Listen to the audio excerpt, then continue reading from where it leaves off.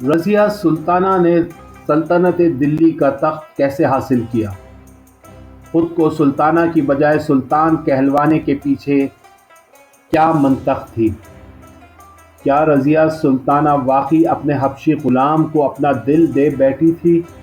آئیے جانتے ہیں۔ رضیہ سلطانہ 1205 سن عیسوی میں پیدا ہوئی۔ ابتدائی طور پر رضیہ سلطانہ نے عربی، فارسی اور ترکی زبانوں میں مختلف علوم حاصل کیے۔ اس کے علاوہ انہوں نے عسکری تربیت بھی حاصل کی۔ رضیہ سلطانہ کے والد شمس الدین التتمش نے ان کی تعلیم و تربیت میں ان پر خصوصی توجہ دی۔ وہ انہیں نہ صرف امور حکومت اور سیاسی اسرار و رموز سکھاتے تھے بلکہ سیاسی معاملات میں رضیہ سلطانہ سے مشورہ بھی لیا کرتے تھے۔ سلطان التتمش نے اپنی جانشینی کے لیے اپنے بڑے بیٹے ناصر الدین محمود کو تیار کیا تھا۔ ناصر الدین محمود اس وقت بنگال میں ان کے نمائندے کی حیثیت سے فرائض سر انجام دے رہے تھے کہ اسی دوران سن 1229 میں ان کا انتقال ہو گیا۔ سلطان شمس الدین التتمش کو اس بات کا بخوبی اندازہ تھا کہ ناصر الدین محمود کے انتقال کے بعد اس کے باقی بیٹے ریاستی امور چلانے کے اہل نہیں ہیں۔ وہ عیش و عشرت کی زندگی کے عادی تھے اور امور سیاست اور ریاست سے انہیں کوئی دلچسپی نہیں تھی۔ سلطان شمس الدین التتمش نے اسی وجہ کے پیش نظر رضیہ سلطانہ کو ریاستی امور سونپنے کا ارادہ کر لیا تھا، اور پھر سلطان التتمش کی تعلیم و تربیت اور رضیہ سلطانہ کی قابلیت کے امتحان کا وقت آ پہنچا۔ سن 1231 میں گوالیار کی مہم پر روانگی کے وقت اپنی روانگی سے پہلے سلطان التتمش نے دلی کا انتظام سنبھالنے کی ذمہ داری اپنی بیٹی رضیہ سلطانہ کو سونپ دی۔ رضیہ سلطانہ نے وہ ذمہ داری اتنی اچھی طرح سے نبھائی کہ دلی واپس آنے کے بعد سلطان التتمش نے رضیہ سلطانہ کو اپنا جانشین نامزد کرنے کا فیصلہ صادر فرما دیا۔ جب دربار کے امراؤ کو سلطان التتمش کے اس فیصلے کی خبر ہوئی تو سب ہکا بکا اور سٹپٹا کر رہ گئے کہ سلطان بیٹوں کے ہوتے ہوئے اپنی بیٹی کو کیسے نامزد کر سکتا ہے۔ سلطان کے درباریوں نے جب یہ سوال اٹھایا تو التتمش نے جواب دیا کہ رضیہ ان کے بیٹوں سے زیادہ قابل ہے۔ سلطان التتمش کا یہ ماننا تھا کہ ان کے سب بیٹوں کا مل کر جو حوصلہ اور صلاحیتیں ہیں، رضیہ سلطانہ علم و دانش، ہمت اور دلیری میں ان سب سے زیادہ بہرہ مند ہے۔ سلطان نے اپنا فیصلہ تو صادر فرما دیا تھا، لیکن اس پر عمل درآمد میں ایک آئینی پیچیدگی تھی۔ خاندان غلامہ کی حکومت دراصل 40 رکنی شورا چلایا کرتی تھی، جسے ترکان چہلگانی کہا جاتا تھا۔ دستور کے مطابق بادشاہت کا منصب سنبھالنے کے لیے اس 40 رکنی شورا کی تائید اور توثیق ضروری سمجھی جاتی تھی۔ یہ 40 معتبر شخصیات سلطان التتمش کے بعد رضیہ سلطانہ کی حکمرانی پر متفق نہیں تھے، حتیٰ کہ التتمش کی ملکہ اور رضیہ کی سوتیلی والدہ ترکان شاہ بھی رضیہ سلطانہ کے خلاف تھی اور وہ اپنے بیٹے رکن الدین فیروز کو ولی عہد نامزد کرنا چاہتی تھی۔ سلطان التتمش کی وفات کے بعد محلاتی سازشوں نے خوب زور پکڑ لیا اور اس کا نتیجہ یہ نکلا کہ سن 1236 سن عیسوی میں رکن الدین فیروز ہی سلطان بنے۔ چند ہی مہینوں میں یہ ثابت ہو گیا کہ حکومت چلانا اس کے بس کی بات نہیں تھی اور اصل اقتدار تو ملکہ ترکان شاہ کا ہے، جو اپنے بیٹے کے اقتدار میں حائل ہر رکاوٹ کو ختم کرنے پر تلی ہوئی۔ ماں بیٹے کے مظالم سے بالآخر ترکان چہلگانی بھی تنگ آ گئے۔ ان کے صبر کا پیمانہ اس وقت لبریز ہو گیا جب رکن الدین فیروز اور ان کی والدہ ملکہ ترکان شاہ نے التتمش کے بیٹے قطب الدین کو اندھا کر پھانسی پر لٹکا دیا۔ اس واقعے نے ترکان چہلگانی کے امراؤ میں بغاوت کا بیج بو دیا، یہاں تک کہ وزیر اعظم نظام الملک جنیدی نے بھی بغاوت کر دی۔ ان باغی امراؤں نے متفقہ طور پر رضیہ کو سلطان التتمش کا حقیقی جانشین اور وارث قرار دینے کا فرمان جاری کر دیا۔ سلطان رکن الدین فیروز نے باغیوں کے وفادار تمام حامیوں کو قتل کروا دیا۔ ان مقتول باغیوں میں وزیر اعظم نظام الملک جنیدی کا بیٹا بھی شامل تھا۔ باغیوں کی سرکوبی کے بعد رکن الدین فیروز دوبارہ اپنی عیاشیوں میں مگن ہو گیا اور ریاست کے تمام معاملات اپنی ماں ترکان شاہ کے حوالے کر دیے۔ ملکہ ترکان شاہ دراصل ایک ترک کنیز تھی۔ قدرت نے جب انہیں اختیار دیا تو وہ اپنے اس اختیار کے بل پر ہر اس شخص کو نشانہ بنا رہی تھی جس نے ماضی میں ان کی توہین اور حکم عدولی کی تھی۔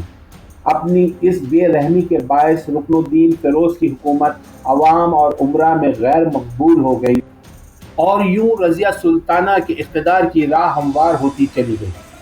رکن الدین فیروز کو تخت سلطانی پر بیٹھے ہوئے ابھی صرف 7 ماہ ہی گزرے تھے کہ باغیوں کی سرکوبی کے لیے اس نے کوہ رام کی طرف کوچ کیا۔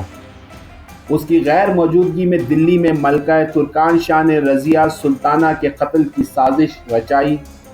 رضیہ کو اپنے مخبروں کے ذریعے ملکہ ترکان کے گھناؤنے منصوبے کی سن مل گئی۔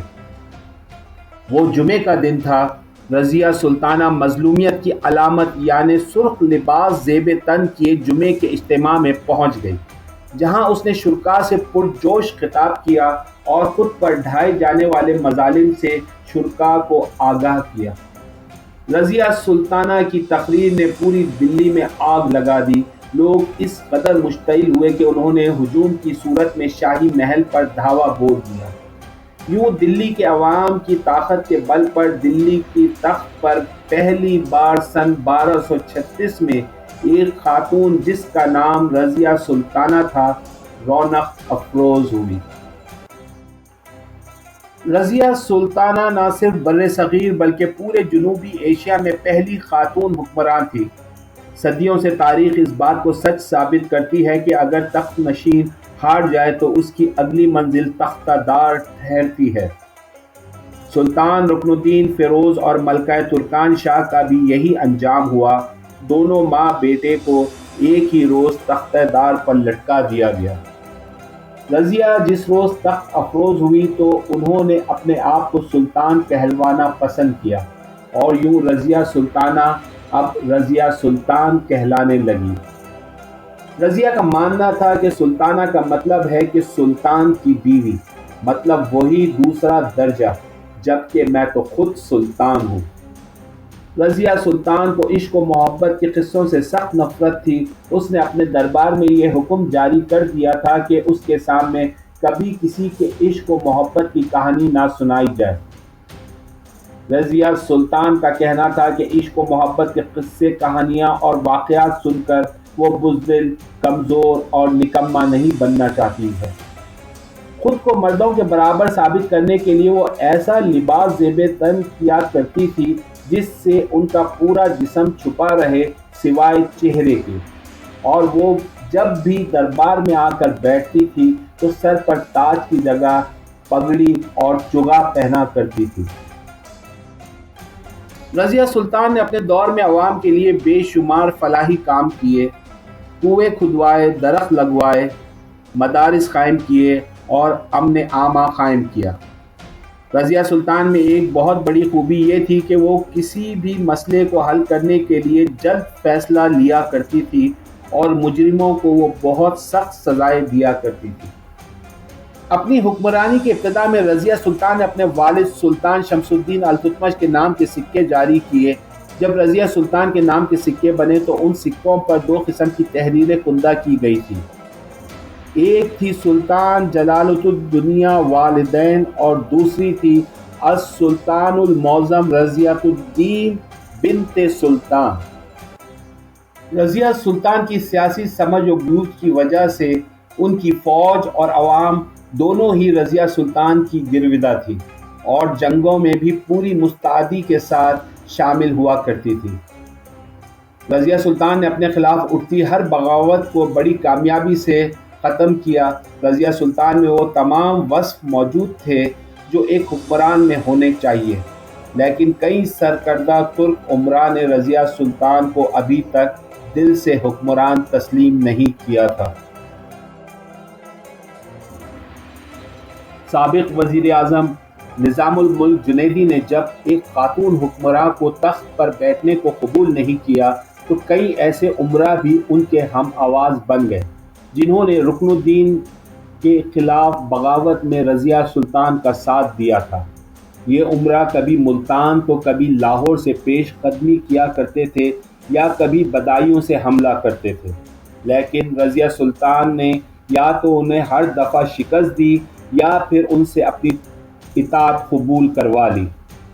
مختلف ترک امراء کی سازشوں نے جب زور پکڑا تو رضیہ سلطان نے ان کی سازشوں کو توڑنے کے لیے غیر ترکوں کو امور سلطنت میں اہم ذمہ داریوں سے نوازنا شروع کر دیا۔ اسی سلسلے میں رضیہ نے ایک ایسا فیصلہ لیا جس نے اسے ناقابل تلافی نقصان پہنچایا، اور وہ فیصلہ تھا ایک حبشی غلام جمال الدین یاقوت کا بطور امیر تقرر۔ ترک امراء جن سے ابھی تک عورت کی حکمرانی ہضم نہیں ہو رہی تھی، جب انہوں نے ایک سیاہ فام غلام کو اتنے معتبر عہدے پر فائز ہوتے دیکھا تو وہ شدید ناراض ہو گئے، اور پھر ملک کے طول و عرض میں ایک افواہ پھیل گئی کہ رضیہ سلطان حبشی یاقوت کو پسند کرتی ہے۔ اب یہ افواہ تھی یا حقیقت، تاریخ سے اس بات کا دو ٹوک جواب نہیں ملتا ہے۔ مورخین میں اس افواہ کے حوالے سے کافی اختلافات پائے جاتے ہیں۔ ایسے حالات میں سن 1238 میں لاہور کے گورنر ملک عز الدین کبیر خان ایاز نے رضیہ سلطان کے خلاف بغاوت کا علم بلند کر دیا۔ رضیہ سلطان اپنی فوجوں کے ساتھ پیش قدمی کی تو وہ سدھرا بھاگ گئے۔ چونکہ سدھرا اس وقت منگولوں کے زیر اثر تھا، اس وجہ سے عز الدین کو ہتھیار ڈالنے پڑے۔ رضیہ کو سلطان نے ایک باغی سے نرمی کا برتاؤ کیا اور لاہور ان سے چھین لیا اور ملتان کا اقتدار انہیں تفویض کر دیا۔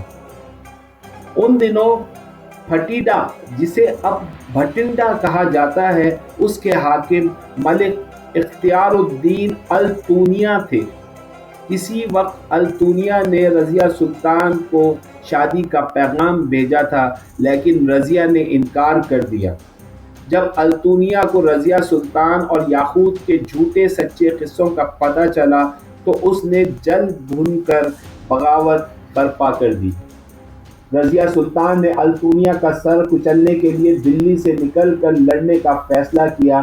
وہ اس بات سے بے خبر تھی کہ فوج کے چند عناصر نے التونیا سے ساز باز کر رکھی ہے۔ جنگ شروع ہوئی۔ ان آستین کے سانپوں نے رضیہ سلطان کی آنکھوں کے سامنے یاقوت کو بے دردی سے قتل کر دیا اور رضیہ سلطان کو گرفتار کر کے ملک التونیا کے حوالے کر دیا۔ یوں رضیہ کا 3.5 سالہ حکومت کا دور اپنے اختتام کو پہنچا اور دلی کا تخت رضیہ سلطان کے سوتیلے بھائی بہرام شاہ کے قبضے میں آ گیا۔ بہرام شاہ کے اقتدار میں آتے ہی حقیقی اقتدار ایک مرتبہ پھر سے ترکان چہل گانی کو مل گیا، اور پھر ترک امراء نے التونیا سے جو وعدے وعید کیے تھے وہ بھی پورے نہیں کیے۔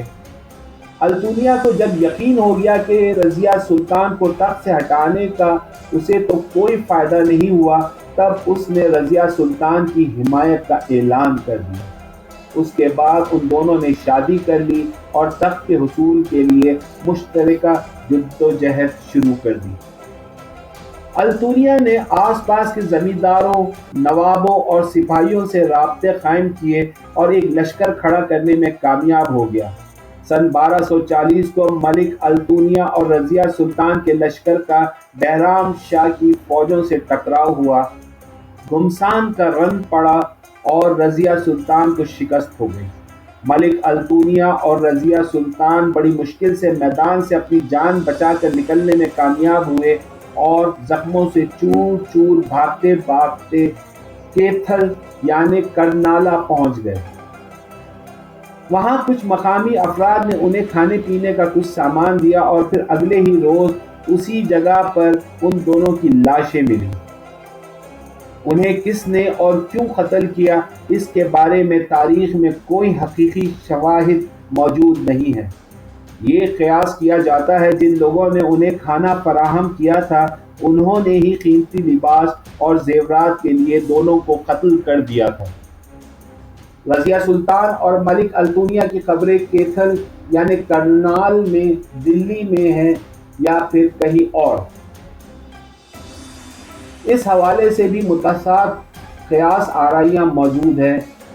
14ویں صدی کے سیاح ابن بطوطہ نے لکھا ہے کہ رضیہ سلطان کا مقبرہ ایک زیارت گاہ بن گیا، اس پر ایک گنبد تعمیر کر دیا گیا اور اب لوگ اس مقبرے پر آ کر اپنے لیے برکات کے لیے دعا کرتے ہیں۔ سر سید احمد خان کی کتاب آثار الصنادید میں مقبرہ رضیہ سلطان بیگم کے نام سے لکھا ہے کہ شہر شاہجہاں آباد پرانی دلی میں بلبلی خانے کے محلے میں ترکمان دروازے کے پاس ایک ٹوٹی سی 4 دیواری اور پھوٹی سی قبر رضیہ سلطان بیگم بنت سلطان شمس الدین التتمش کی ہے، جو خود ہی چند مدت تخت پر بیٹھی تھی۔ 2 قبروں کے اس مقام کو رجی سجی بھی کہا جاتا ہے، گویا ایک قبر رضیہ سلطان کی ہے اور دوسری ان کی بہن شازیہ کی۔ آرکیالوجی سروے آف انڈیا کے مطابق جنوبی ایشیا کی پہلی خاتون حکمراں کی آخری آرام گاہ دلی کے علاقے بلبلی خانے میں ہی ہے۔ محققین اس بات پر متفق ہیں کہ رضیہ سلطان ایک ایسی عورت کی شاندار مثال ہے جو جدید اسلامی معاشرے سے پہلے کے دور میں اقتدار میں آئی۔ انہوں نے ایسے ماحول میں دلی میں حکومت کر کے دکھائی جب خواتین کے پاس اقتدار حاصل کرنے کے راستے انتہائی محدود تھے۔